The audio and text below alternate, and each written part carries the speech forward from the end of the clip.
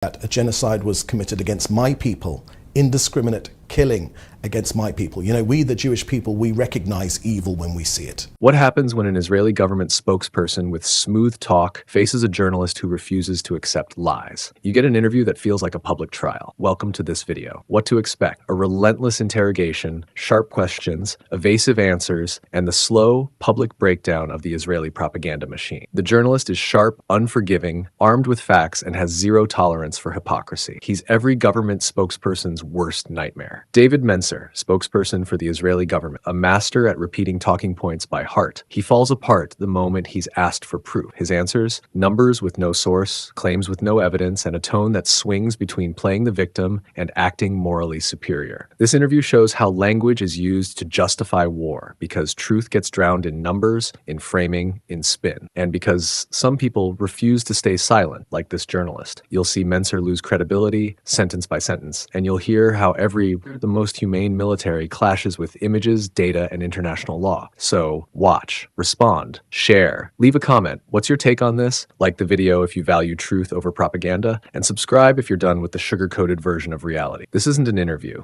This is an autopsy on credibility. Let's begin. What has Israel achieved through the war? Well, first things first, Yama, it's important to understand that this was not a war we wanted. This war shocked us. Almost everyone here knows someone that was killed on October the 7th. It shook our very sense of security. Our war aims are the same as on day one. They are, of course, to defeat Hamas, to make sure that they cannot exist anymore politically, militarily, to bring back our hostages, and also to ensure that Gaza can never be a threat, not only to Israel, but to the civilized world as well. So those are our war aims. Mm-hmm. You said your government set three goals: destroy Hamas, return the hostages, and give the Israelis their sense of security back.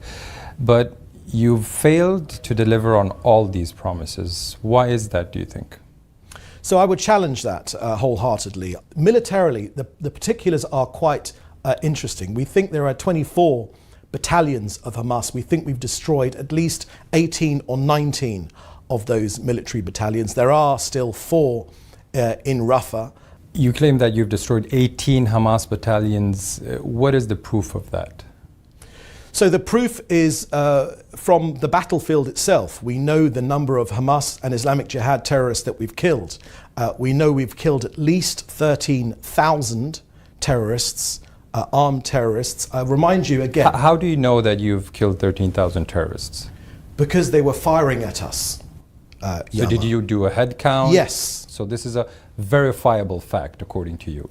I don't say that we have their lists, I don't say we have their names, but we have killed 13,000 combatants. Yes, but it's just a number, Mr. Mencer. It's just a number. We have never seen any concrete proof that backs up this number. So I'm a spokesman for this government. I'm a spokesman for this government and the Israeli people. And I'll tell you right now that we have killed 13,000 terrorists. We have executed the gold standard when it comes to firing and directing our war at the terrorists and getting civilians out of harm's way. We have no problem with the people of Gaza. We want them to have a better future, but we need to get rid of this genocidal, murderous organizations, and that is what we are doing. Mm-hmm. You say you've set the gold standard. Your critics would say Israel is waging a genocidal war, according to UN experts. Israel finds itself in the docks in the International Criminal Court of Justice, which says there is plausible reason to believe genocide is being committed in Gaza. The EU says Israel is using starvation as a weapon against 2.2 million Gazans. Doesn't really sound like a gold standard.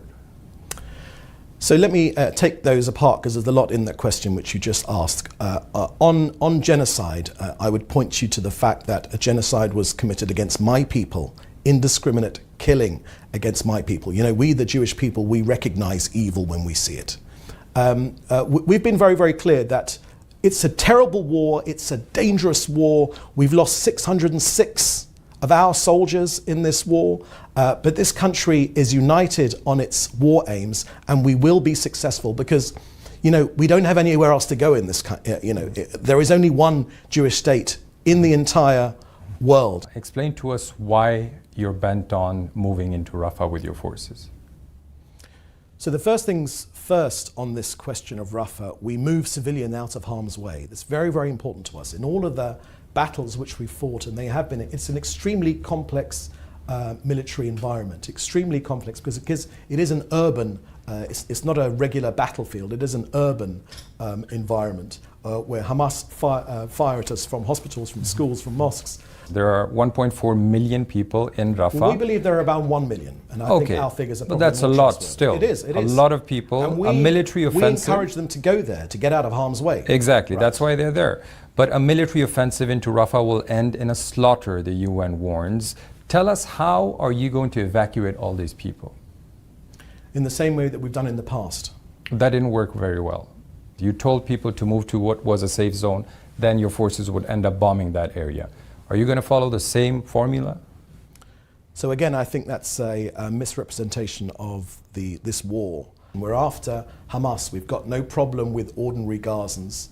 I won't be sharing with you our battle plans. They're being discussed right now. I'm not asking about the battle Right. plan, Mr. Mansour. So I'm you asking, just have to how look. are you going to evacuate 1.4 million people out of Rafah? We will do the same as we've done in other parts of this harsh military war. We move people out of harm's way. We've already acquired, there's been multiple reports of shelters which have been acquired, safe zones where people can move to. We've also seen people with white flags in plain sight being shot by your forces. We've also seen people in so-called safe zones being bombed.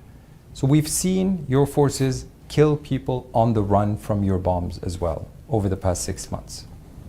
So again, I would say to you that we feel we are the most humane army which has ever existed in living memory. We've done more to protect civilian lives. Where there have been, Yama, this is important. Let me share with you. You even shot your own hostages. Right. That came So out where running there have alive, been waved flags, and your soldiers an extremely terrible occurrence that was. So how are people in where Gaza we have supposed to made feel mistakes? safe? How are they supposed where to we feel have safe? made mistakes, we investigate, we wait for those results, and we adjust our behavior accordingly. That's what democracies do. Does Israel abide by international law? Yes. A UN Security Council resolution passed more than 4 weeks ago demanded a ceasefire. It demanded a stop to the war. Such a resolution is legally binding for all UN members, yet your forces continue to bomb Gaza. Isn't that a clear breach of international law? So the Americans made clear that it wasn't legally binding, and with all the legal cases you can get a number of opinions, but they made sure that it wasn't legally binding. Why doesn't Israel respect the UN Security Council resolution ordering you to cease fire? You know that the only way Israel managed to release around 100 hostages was through negotiations, which paved the way for a ceasefire back in December. Yet you're continuing the war. Why? We're not dealing with Norway here. We're not dealing with Scandinavia. We're dealing with a genocidal, murderous organization. We would love to be able to settle all of our differences around the negotiating table, but again and again and again, Hamas keep walking away. And this war could end this afternoon, before the sun goes down behind me. This war could end right now if Hamas did two things: laid down their arms and released our hostages. More than 34,000 people have been killed in Gaza, according to the Palestinian Health Ministry. Your government rejects these figures. Why? Would you take the figures of Al-Qaeda at face value? But the UN and WHO says the figures from the Gaza Health Ministry, Hamas's health ministry, are reliable, that they even passed international scrutiny in previous wars. In fact, if you look up the numbers, in the wars in 2014 and 2021, Israel's and Hamas's casualty numbers were almost identical. Why would suddenly they lie in this current crisis and war? The health ministry does not differentiate between a civilian combatant, which is a tragedy, we say that very, very clearly, and a terrorist. We do. We do. The UN says these numbers coming from the Hamas Health Ministry are reliable. There's no reason to doubt them because several times this health ministry during this war has published long lists of names where you have the ID number, their names. Detailed lists have been published documenting who has been killed inside the Gaza Strip during this war. You claim you've killed 13,000 Hamas fighters, yet you haven't produced any lists whatsoever. No documentation. It's a number you're giving the world. It's a number which our army has given to us in a democratic country with checks and balances, with media scrutiny, with all the Western values that Norway holds dear or should hold dear. Well, Mr. Mansour, I ask you again, where is the concrete proof that you've killed 13,000 fighters? Okay, you claim it, but where is the proof? At least Hamas's health ministry has published lists confirming who has died several times. I wouldn't take Hamas's word for anything, literally anything. So we shouldn't believe Hamas, we shouldn't believe the UN, the World Health Organizations, all the aid groups on the ground, rights groups from all over the world. We shouldn't believe them, we should believe the Israeli government. You'll excuse me if I feel extremely skeptical about almost anything which comes out of the United Nations. We are a proud member of the United Nations. Our officials express our beliefs in the United Nations, and we defend ourselves as is the right thing to do. But all of us here in Israel feel extreme skepticism at the double standards which the UN constantly throws at us. We simply don't take their word for it. They're simply quoting Hamas. Hamas is a genocidal organization, and we simply can't, you wouldn't take ISIS' word for it, so why on earth would you take Hamas's word for it? Let's move on to the attacks you've carried out against Gaza's hospitals. The UN says Gaza's health system has been completely destroyed by your forces. Why have you attacked most of the hospitals in Gaza? Because there is almost not one hospital or medical institution that has not been used as a base for terror, as for weapons storage, with tunnels underneath. Hamas is a deadly terrorist organization, so they killed 1,200, more than 1,200 of my people on October the 7th, babies and beheadings and rapes and terrible, terrible things. So, I think we shouldn't take... Have the beheadings, by the way, been proven? Yes. I haven't seen that proof. Can you explain it to us? Have the beheadings been proven? Yes, they have been proven. You can go on, if you speak to the IDF spokesman, I'm not a spokesman for the IDF, but they will show you the evidence if you ask for it for those terrible crimes. 1 week into the war, your army spokesperson Daniel Hagari showed the world a virtual 3D model of an alleged Hamas command and control center which stretched several stories beneath the largest medical facility in Gaza, the Shifa hospital, which you know very well of. Why haven't you shown any proof of such a command center? Again, Yama, this really line of questioning really shocks us here in Israel because we've shown the world media, many journalists have been taken to those tunnels. We've seen those bulletproof doors. We've seen the cells, terror dungeon specifically with network. Shifa Hospital, what you've shown the world are abandoned tunnels and shafts and weapons your forces claim were found inside the hospital.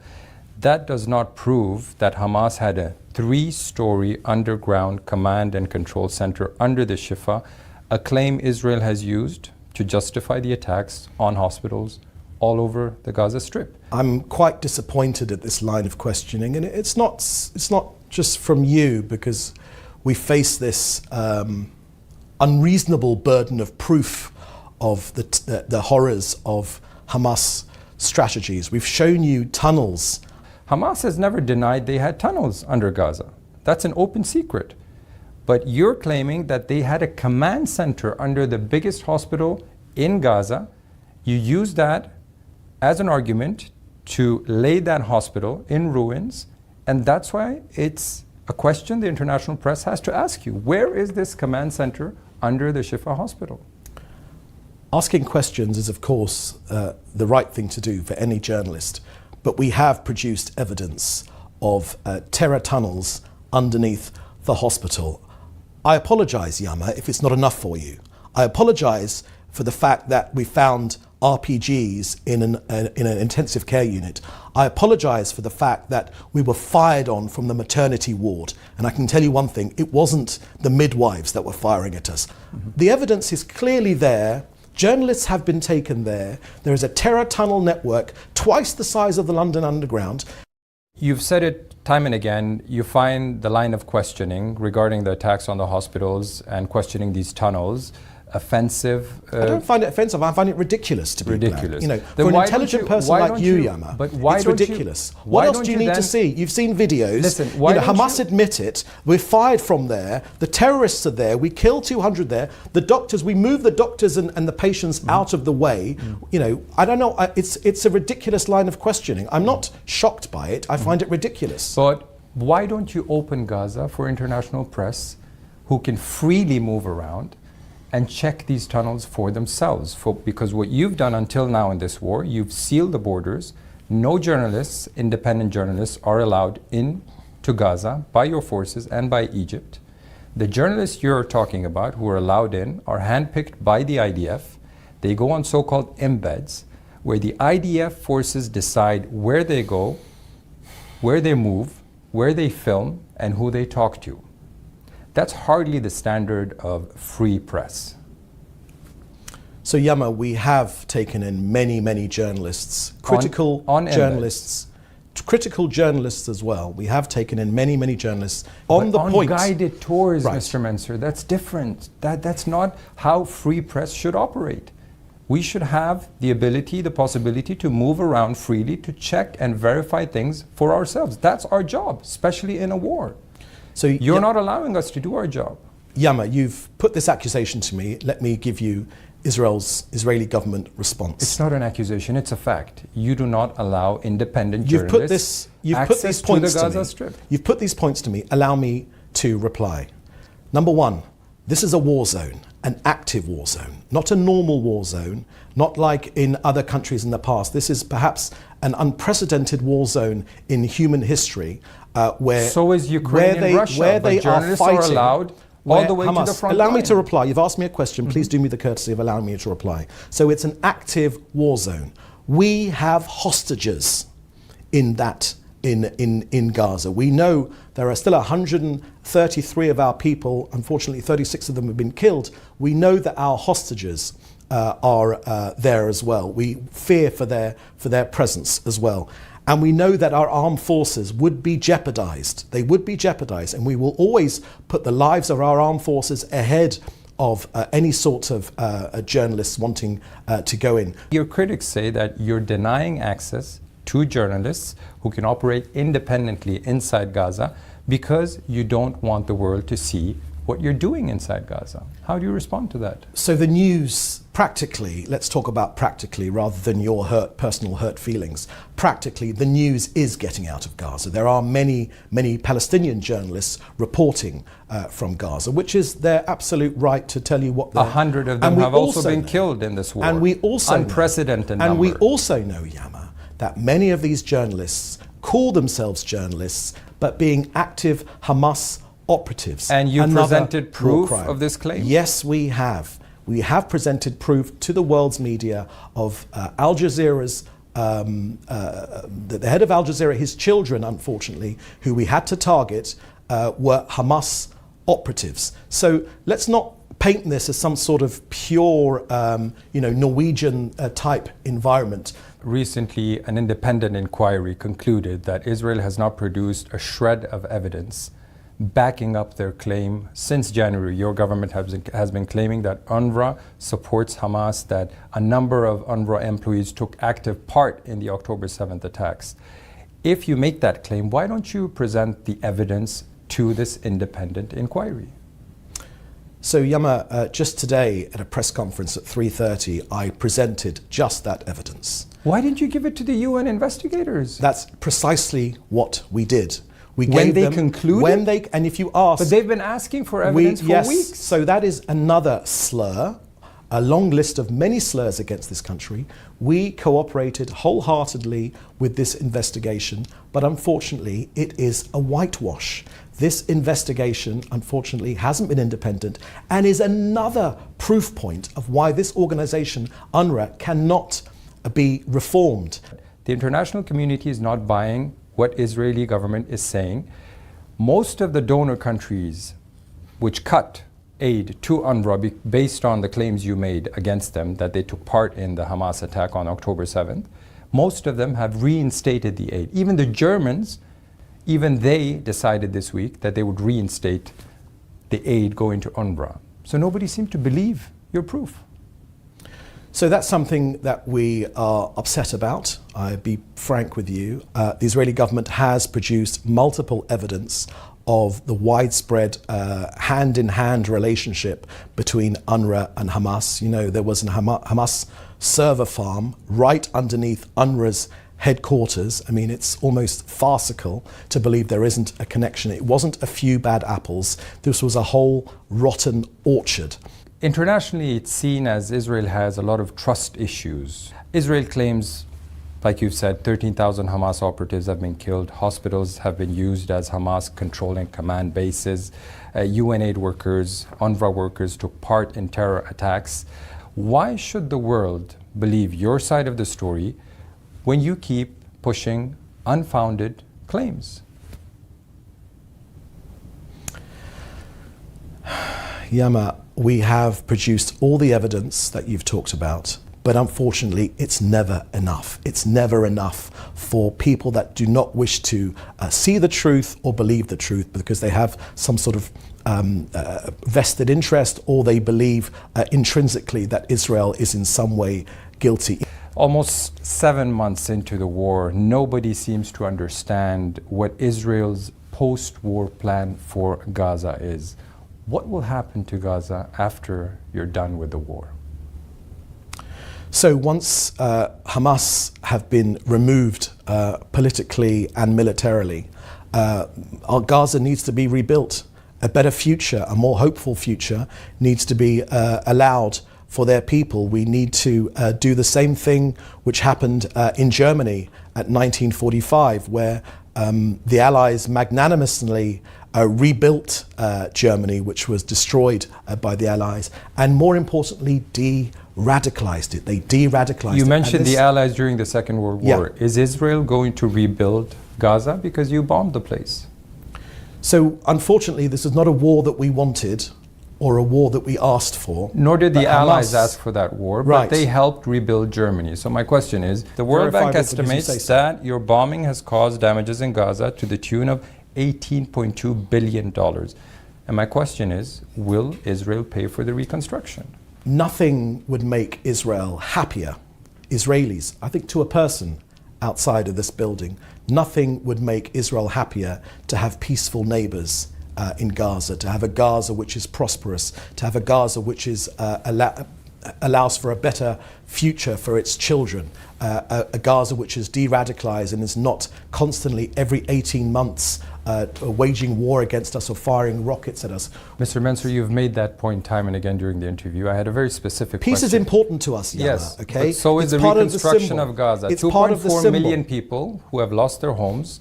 I'm asking you, Israel bombed Gaza. Will you take the bill for the reconstruction?